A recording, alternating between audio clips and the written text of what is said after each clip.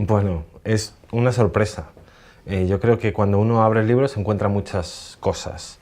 Se encuentra un falso diario del pintor Francis Bacon, se encuentran reflexiones sobre literatura, cine, pintura, sobre todo pintura, y muchas que aparecen en 3 cuadernos. El lector se encuentra también un prólogo falso a esos cuadernos que aparecen en el libro, y se encuentra también un sueño que pudiera haber tenido Francis Bacon en el Museo del Prado, que es, por supuesto, es ficticio, pero podría ser real. Y aparte de eso, también se encuentran el lector con un montón de objetos que están relacionados en parte con la obra de Francis Bacon, que son unas imágenes que aparecen en forma de postal, que van adheridas al libro, y con unas gafas en 3D, puesto que esas imágenes, esas postales, están hechas en 3 dimensiones, y son unas postales que, bueno, Bacon solía tener muchos materiales en su estudio, ¿no?, que estaban repartidos por el suelo. Entonces, bueno, esas imágenes quizás se podrían haber encontrado en su estudio, ¿no?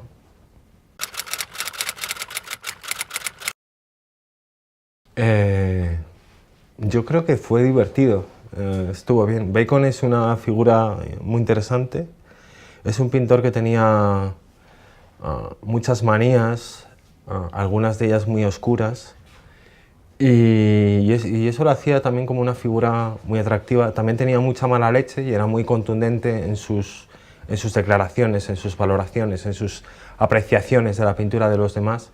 Y luego, en cierto modo, también era alguien que podía ser hasta cierto punto como muy tradicional, sobre todo en su apreciación de la pintura, donde él siempre hacía prevalecer a los grandes maestros frente a todos esos popes del siglo XX, a excepción de Picasso, que sí que era alguien muy respetado por él.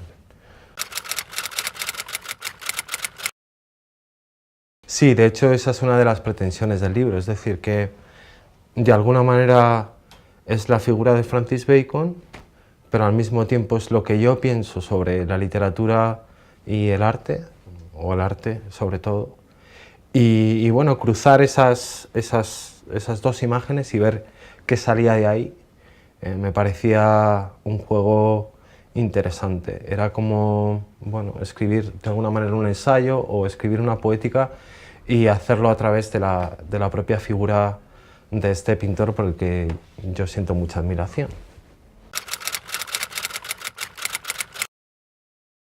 Eso es algo que es marca de la editorial. Jekyll and Jill, en todos sus libros, ellos tratan de hacer como un libro objeto. Entonces, en algunos de los títulos de la colección, ellos incluyen algunas postales relacionadas con la propia obra que están publicando. En este caso se concibió así, fue idea suya. El tema de las 3D, sin embargo, es diferente, ¿no? Lo de añadir unas gafas es distinto. Bacon estaba fascinado con el tema de las 3 dimensiones. Entonces, bueno, al final, en vez de volver a regalar unas postales de una manera así como más convencional, que ya aparecían otros títulos, decidieron que estas postales apareciesen publicadas en 3D.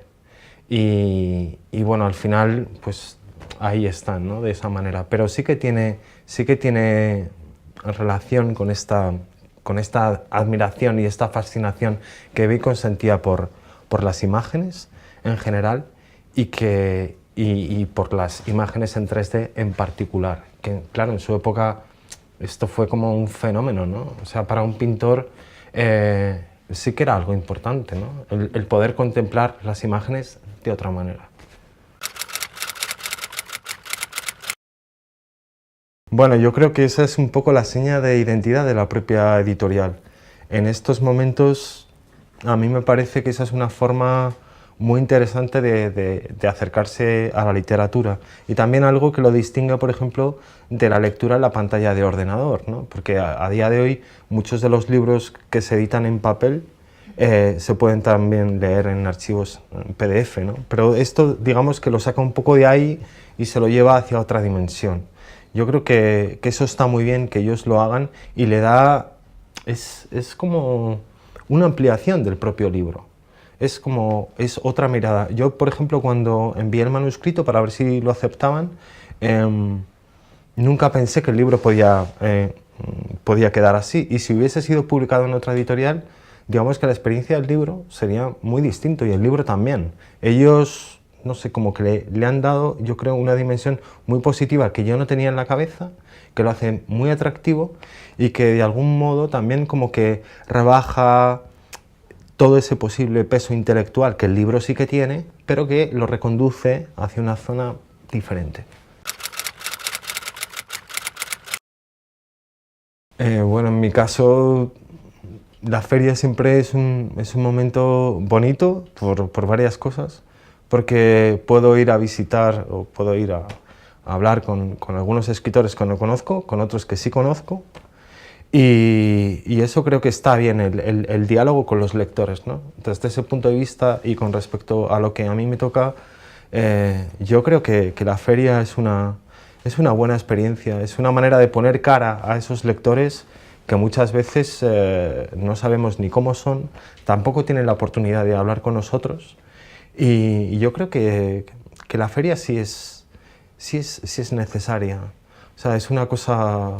Es igual que hablábamos de lo de los objetos con respecto al libro, con casi todos los libros yo creo que también pasa eso, ¿no? Es decir, el que a alguien le guste un determinado libro y se pueda acercar pues a la caseta para hablar con el lector, me parece que está muy bien. Para las editoriales es muy importante también, o sea, es un escaparate. Si no estás en la feria, prácticamente tienes muy poca visibilidad, o vas a tener muy poca visibilidad, ¿no? Entonces, bueno, es un encuentro de personas diversas, de editoriales diversas, de lectores, de autores. Yo creo que está bien, que es necesario, ¿no?